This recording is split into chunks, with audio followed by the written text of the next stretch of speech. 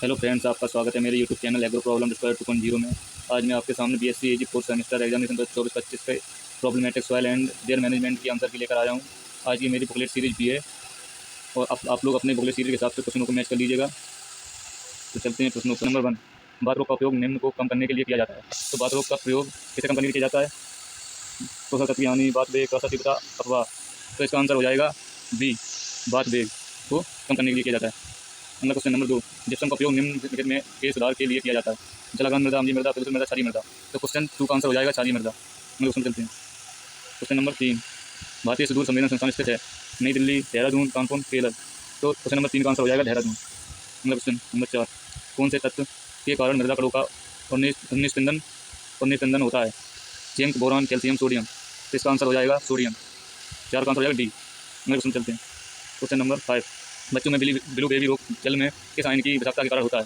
तो इसका उत्तर होगा नाइट्रेट, कैल्शियम, आयरन, क्लोराइड। तो इसका आंसर हो जाएगा नाइट्रेट की विषाक्तता के कारण ब्लू बेबी रोग हो जाता है। अगले क्वेश्चन पर चलते हैं। क्वेश्चन नंबर 6, GIS का मतलब है? तो GIS का मतलब होता है जियोग्राफिकल इंफॉर्मेशन सिस्टम। तो इसका हो जाएगा क्वेश्चन आंसर हो जाएगा इसका सी, भौगोलिक सूचना प्रणाली। क्वेश्चन नंबर अगले चलते हैं। नंबर 7, निम्नलिखित में से कौन सी फसल अत्यधिक अम्ल सहनशील है? इसका आंसर हो जाएगा ज्वार, चाय, चना, गेहूँ। इसका आंसर हो जाएगा बी, चना, चाय सॉरी।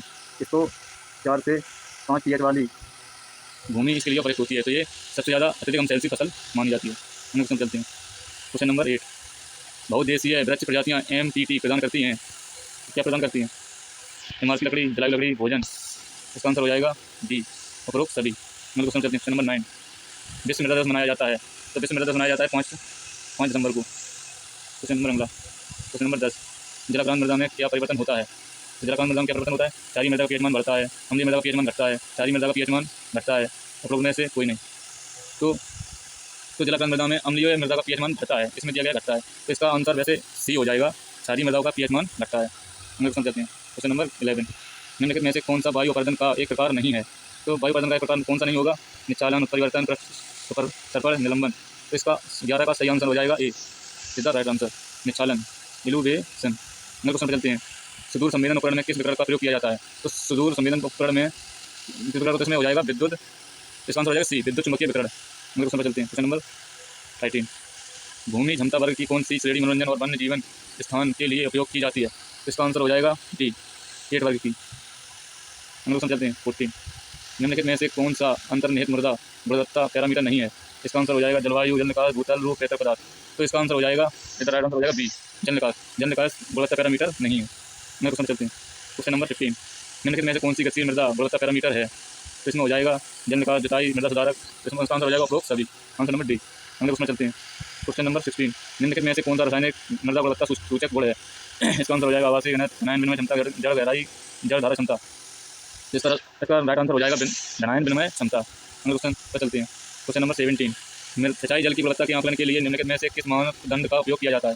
सोडियम हजार्ड, बोरोन सांद्रण, क्षारीय हजार्ड, उपरोक्त सभी। इसका आंसर मेरे हिसाब से तो बी हो सकता है, और जिसको इसका आंसर राइट पता हो वो कमेंट में जरूर बताएं। इसका वैसे मुझे तो ये बोरोन ही लग रहा है, किसी को सही आंसर हो तो कमेंट में जरूर बताएं। अगले क्वेश्चन पर चलते हैं। क्वेश्चन नंबर 18, जब सिंचाई जल की विद्युत चालकता 0 से 250 माइक्रोमीटर प्रति सेकंड हो जाती है तो इसकी गुणवत्ता क्या होगी? तो इसकी गुणवत्ता हो जाएगी कम लवणीय जल। इसका आंसर हो जाएगा ए, कम लवणीय जल। अगले क्वेश्चन पर चलते हैं। क्वेश्चन नंबर 19, अम्लीय सल्फेट मृदा का पीएच मान है। तो अम्लीय सल्फेट मृदा का पीएच मान हो जाएगा लेस देन 4। अगले क्वेश्चन पर चलते हैं।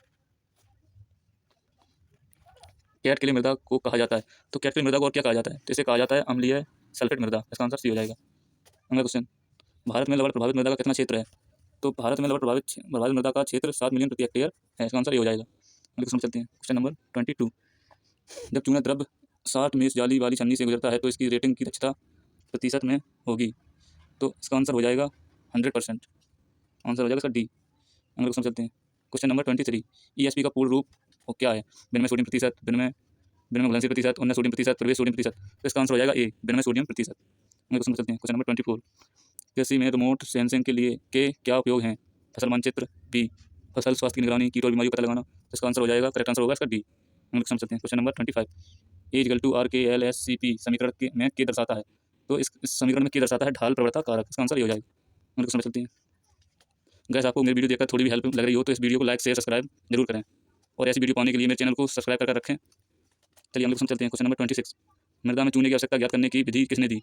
तो चूने की आवश्यकता ज्ञात करने की विधि दी थी शूमेकर एट हाल। इसका आंसर हो जाएगा बी। हम लोग समझते हैं। क्वेश्चन नंबर 27, मृदा में चूने की आवश्यकता किस पर निर्भर करती है? कार्बनिक पदार्थ की मात्रा, मृदा के प्रकार, फसलों के प्रकार। तो इसका आंसर हो जाएगा उपरोक्त सभी। हम लोग समझ चलते हैं। क्वेश्चन नंबर 28, निम्नलिखित में से किस वृक्ष प्रजाति का उपयोग बहुउद्देशीय वृक्ष प्रजाति एमपीटी के रूप में किया जाता है? तो इसका आंसर हो जाएगा नीम, मोरिंगा, बबूल। तो इसका आंसर हो जाएगा उपर्युक्त सभी। आंसर होगा डी। हम लोग समझ चलते हैं। क्वेश्चन नंबर 29, उदासीन मृदा का पीएच मान क्या होता है? तो उदासीन मृदा का पीएच मान आपको पता ही होगा, कितना होगा? 7। आंसर ही हो जाएगा इसका। हम लोग समझ चलते हैं। क्वेश्चन नंबर 30, मृदा में एक कैल्शियम आयन कितने हाइड्रोजन आयन की जगह लेता है? तो एक कैल्शियम की मतलब जो पावर होती है, कैल्शियम की पावर होती है 2 पॉजिटिव और हाइड्रोजन की पावर होती है 1 पॉजिटिव। तो एक कैल्शियम के लिए तो एक कैल्शियम बराबर हो जाएगा H2 पॉजिटिव। तो एक कैल्शियम की पावर होती है 2 पॉजिटिव, तो H2 की तो इसके बराबर हो जाएगा H की पावर होगी H2 पॉजिटिव। तो यहाँ पर इसका आंसर हो जाएगा, इसका आंसर यहाँ पर इसका आंसर हो जाएगा 2। एक कैल्शियम का होता है पावर होती है 2 पॉजिटिव, हाइड्रोजन का होता है 1 पॉजिटिव।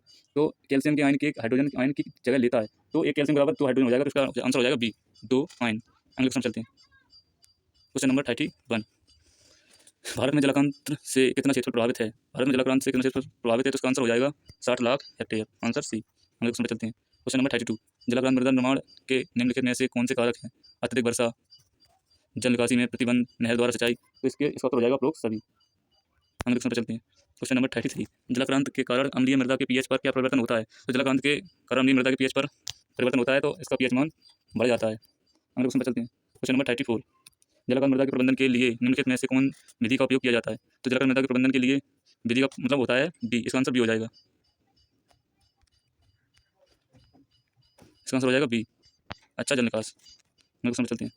क्वेश्चन नंबर 35, निम्नलिखित में से कौन सी फसल जलाक्रांत अवस्था में उगाई जा सकती है? तो गैस कौन सी फसल जलाक्रांत अवस्था में हो सकती है? तो इसका हो जाएगा धान। धान अधिक जल वाली फसल है। हम लोग समझ चलते हैं। क्वेश्चन नंबर 36, क्षारीय मृदा की विद्युत चालकता है, तो क्षारीय मृदा की विद्युत चालकता हो जाएगी लेस देन 4। ये हो जाएगा, आंसर हो जाएगा 20 का। हम लोग समझ चलते हैं। क्वेश्चन नंबर 37, लवणीय मृदा के निर्माण की प्रक्रिया को कहते हैं? तो लवणीय मृदा की निर्माण की प्रक्रिया को कहेंगे लवणीकरण, सेलिनाइजेशन। हम लोग समझ चलते हैं। क्वेश्चन नंबर 38, निम्नलिखित में से पाइराइट का सही सूत्र है? तो इसका सही सूत्र होगा Fe(S2). पाइराइट का सही सूत्र होता है Fe(S2). हम लोग समझ चलते हैं। क्वेश्चन नंबर 39, केंद्रीय मृदा लवणता अनुसंधान संस्थान स्थित है? तो इसका आंसर हो जाएगा करनाल, बी, करनाल हरियाणा में। केंद्रीय मृदा लवणता अनुसंधान करनाल में है। अगला क्वेश्चन 40, गैस आपको वीडियो में थोड़ी भी हेल्प या मतलब सही लग रही हो तो गैस मेरे चैनल को सब्सक्राइब करें और बेल आइकन को दबाएं। ऐसे क्वेश्चन पाने के लिए सब्सक्राइब करके रखें। हम लोग समझ चलते हैं। क्वेश्चन 40, निम्नलिखित में कौन सी फसल अत्यधिक लवण प्रतिरोधी है? तो इसका आंसर हो जाएगा जौ, चना, मटर, उड़द। तो इसका आंसर मुझे तो वैसे इसका आंसर मुझे लग रहा है जो होगा बार्ले, लवणता सहनशील।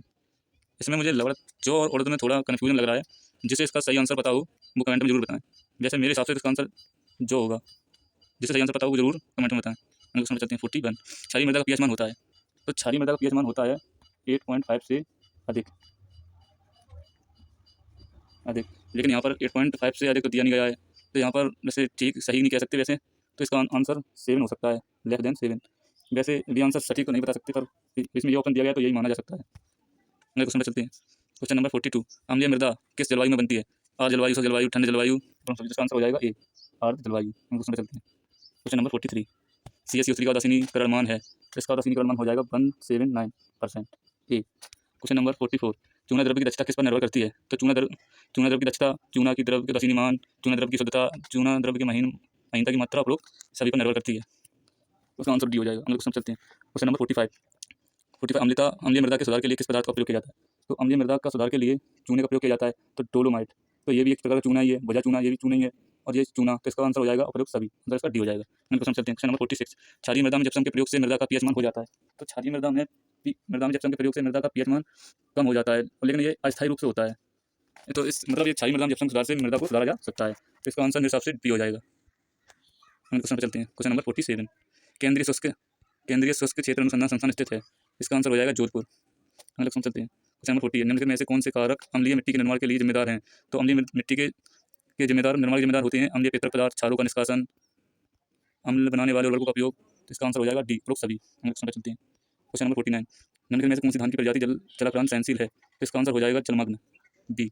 ये एक जलाक्रांत की सहनशील फसल है, जलमग्न है, जलसुदा है, और होती है जलक्रांति है। ये सब जलाक्रांत वाली सहनशील फसल है। हम लोग समझ चलते हैं। क्वेश्चन नंबर 50, निम्नलिखित में से कौन सी फसल जलाक्रांत के प्रति असहनशील है? तो इसका आंसर हो जाएगा वो ग्राम चना, चने को एक या दो ही वो सिंचाई की आवश्यकता होती है, तो इसकी ये सूखे वाली फसल है, तो इसे जलाक्रांत मतलब होता है, तो अधिक जल की आवश्यकता नहीं होती, तो ये मतलब फसल नहीं होगी। अब वैसे तो धान जल अधिक जल वाली फसल है, इसमें भी जल अधिक होती है, तो इसका आंसर मेरे हिसाब से ये हो जाएगा चना ग्राम। हम लोग समझ चलते हैं 51, अम्लीय वर्षा में कौन सा अम्ल अम्ल पाया जाता है, तो इसमें हो जाएगा सल्फ्यूरिक अम्ल, SO H2SO4, नाइट्रिक अम्ल HNO3, कार्बोनिक अम्ल, इसमें भी मतलब इसका आंसर हो जाएगा उपरोक्त सभी। इन तीनों के कारण ही अम्लीय वर्षा होती है। क्वेश्चन 52, किस मृदा को सफ़ेद क्षारीय मृदा भी कहा जाता है, तो लवणीय मृदा को सफ़ेद क्षारीय नाम से जानते हैं, इसका आंसर ये हो जाएगा। अगला क्वेश्चन 53, मृदा प्रदूषण के मुख्य स्रोत हैं, तो मृदा प्रदूषण के मुख्य स्रोत हो जाएंगे घरेलू अपशिष्ट, शहरी अपशिष्ट, औद्योगिक अपशिष्ट, इसका आंसर हो जाएगा डी, उपरोक्त सभी। अगला क्वेश्चन 54, भूमि क्षमता वर्गीकरण LCC के अनुसार कृषि के लिए कौन से वर्ग उपयोगी नहीं है, तो इसका आंसर हो जाएगा 5 से 8, तो ये उपयोगी नहीं है। अगला क्वेश्चन 55, गहरे हरे रंग का टैग किस भूमि क्षमता वर्ग को इंगित करने के लिए उपयोग किया जाता है, तो मेरे हिसाब से इसका आंसर होगा 4।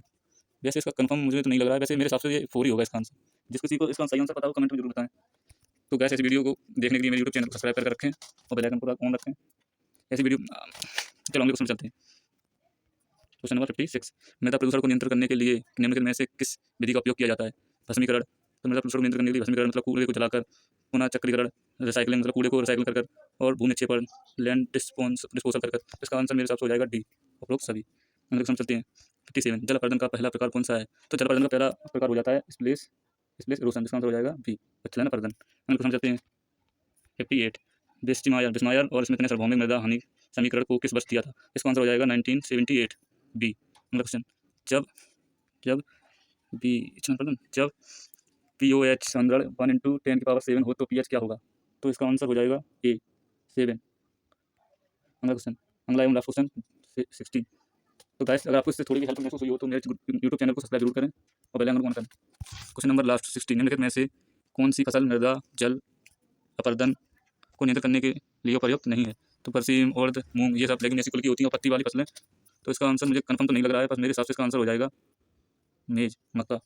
मिलते हैं गाइस अगली वीडियो में, तो ऐसी वीडियो पाने के लिए मेरे यूट्यूब चैनल को सब्सक्राइब करके रखें और बेल आइकन को ऑन रखें। जय हिंद।